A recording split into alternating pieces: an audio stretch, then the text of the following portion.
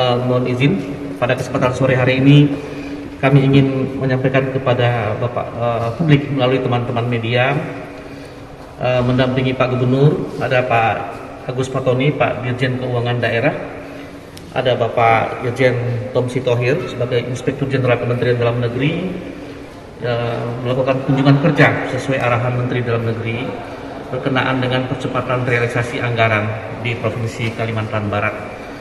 Untuk tidak memperpanjang pengantar, kami persilakan Pak Irjen terlebih dahulu, kemudian nanti Pak Dirjen menyampaikan beberapa hal, dan nanti Pak Gubernur akan menyampaikan beberapa catatan-catatan yang menjadi solusi untuk kita melakukan percepatan realisasi anggaran ini. Nanti kami akan beri kesempatan kepada teman-teman media untuk bertanya terkait dengan apa yang kita bahas sore ini.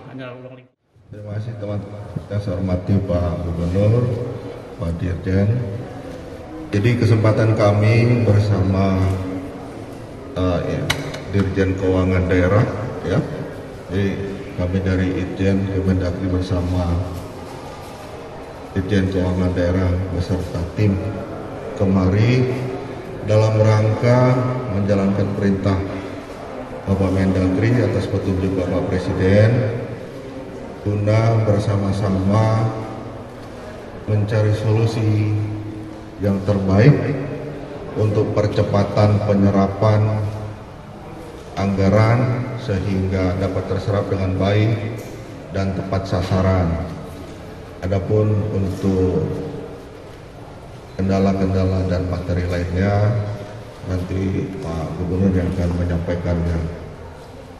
Terima kasih. Disampaikan bahwa sesuai dengan arahan dari Bapak Menteri Dalam Negeri, saya Dirjen Keuangan Daerah bersama Pak Irjen dan tim lengkap ini datang ke daerah yang sekarang datang ke Kalbar, dan nanti akan kita berkeliling ke beberapa daerah untuk memberikan asistensi, memberikan fasilitasi, dan juga kita mendengar masalah apa saja yang dihadapi dalam penyerapan anggaran. Kita tahu setiap tahun selalu berulang, anggaran kita serapannya rendah di awal-awal tahun. Oleh karena itu kita perlu bersama-sama mengatasi ini agar problem yang dihadapi bisa diselesaikan, kemudian ekonomi bisa bergerak, uang yang ada bisa digunakan, pembangunan bisa berjalan, kemudian pelayanan publik bisa diperbaiki, dan juga kesejahteraan masyarakat juga semakin meningkat. Satu daerah dengan daerah lain tentu berbeda masalahnya. Di Kalimantan berbeda, Kalimantan Barat berbeda, di daerah lain berbeda. Dan ini kita perlu inventarisir. Kalau yang menjadi tanggung jawab daerah kita kasih solusinya, mungkin ada dari pihak lain nanti juga kita bisa sampaikan. Ini penting kita langsung terjun ke daerah, menyerap langsung aspirasi, mendengarkan langsung, memberikan solusi, dan juga mendengarkan langsung yang ada di lapangan sesuai dengan perintah Bapak Menteri Dalam Negeri. Terkait dengan permasalahan yang ada di Kalimantan Barat, tentu Pak Gubernur nanti akan menyampaikan. Terima kasih. Penyerapan anggaran itu penting ya untuk pertumbuhan ekonomi, untuk pengendalian inflasi, daya beli masyarakat, dan lain sebagainya. Nah, kita tadi sudah disampaikan, UPD diminta untuk menyampaikan apa sih kendalanya. Nah, tadi sudah kita sampaikan yang menjadi kendala daerah apa, kemudian yang harus tergantung di pusat apa. Itu salah.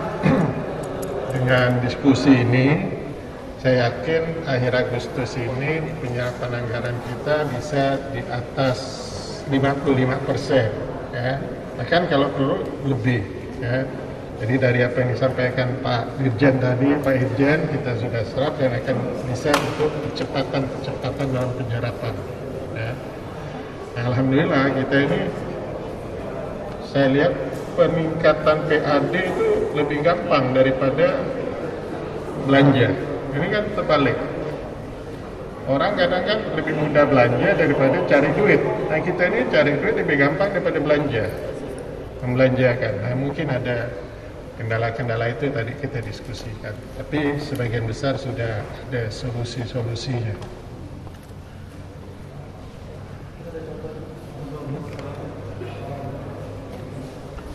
Sebenarnya tinggal manajemen apa kan. Ketika nyusun anggaran kan sudah harus ada perencanaan, sudah harus diinikan. Nah, sekarang step-step dalam belanjanya itu kan harusnya bisa diatur. Saya ambil contoh misalnya, seperti kegiatan peningkatan sumber daya manusia, kan nggak perlu tender. Kan kegiatan-kegiatan itu oleh UPD jangan lagi bulan Juni ke atas, harusnya itu Januari, Februari sudah bisa, kan? Jadi pengaturan ini juga salah satu kendala percepatan penyerapan anggaran, ya. Contoh misalnya saya bilang pemberian beasiswa, ya. Itu jangan, kan 1 tahun sekali, ya. Mereka jangan di bulan 6, bulan Januari. Ya, biarkan itu ada di rekening mereka masing-masing. Kan bank bisa, waktu kan di rekening bank kan bisa memutar itu jadi kegiatan ekonomi. Ya. Nah, itu salah satu contoh. Contoh misalnya beasiswa kita itu kan lebih dari 100 miliar. Ya. Itu SMP, SMK. Itu sebetulnya Januari sudah harus keluar semua. Ya. Ini kadang hanya keluarkan sebulan. 8 bulan lagi, ya. Demikian juga bagi hasil pajak. Biasanya triwulan Pak, sekarang saya sudah minta per bulan. Per bulan langsung transfer supaya lebih cepat. Itu.